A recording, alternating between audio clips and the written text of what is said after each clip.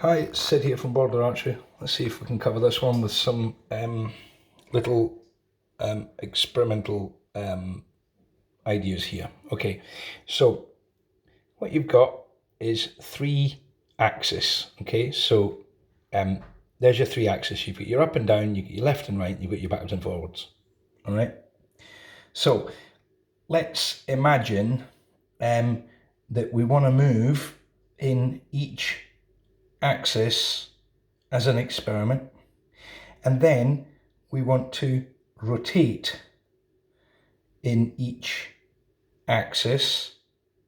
There's that way, there's that way. Which way? Oh, see, this is where it all goes wrong. Try to remember which way you've moved. Oh yeah, that way. Okay, there's your 3 axis, okay, of movement. So, and 3 axis of rotation. So let's have a look at the methods of weight distribution on a barebow. So here you've got nothing at the top and it's all at the bottom. Okay, so if you imagine there's a sudden change of position, i.e. an acceleration, the mass will try and stay still and the top pocket would move quite a lot.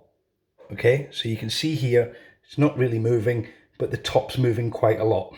Okay, now that's on a backwards and forwards. It also applies to left and right. See, the top moves a lot and the bottom doesn't move very much. And then, yeah, well, okay, it's stable that way as a column. Yeah. So then you've got rotation that way.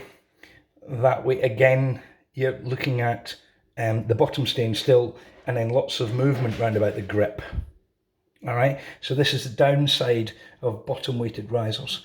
The next one is if you try and shoot downhill, that weight's going to try and pendulum on you all the time. So your tiller's going to be all over the place if you try and shoot uphill and downhill.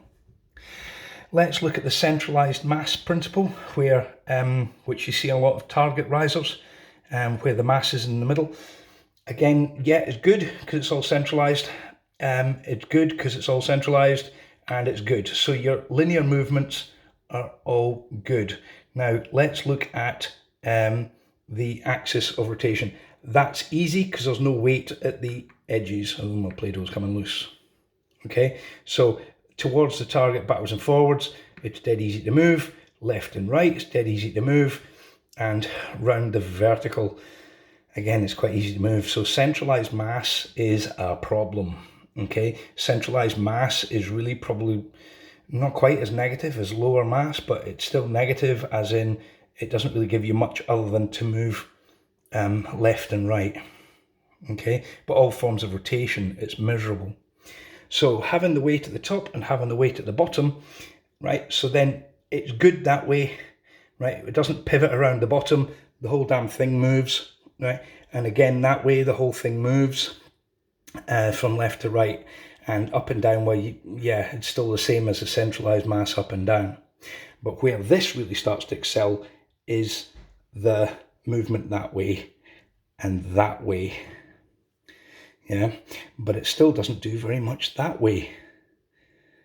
Okay, so that is where D-flex is your friend rather than the inline riser. Okay, so there's your 3 different forms of mass distribution.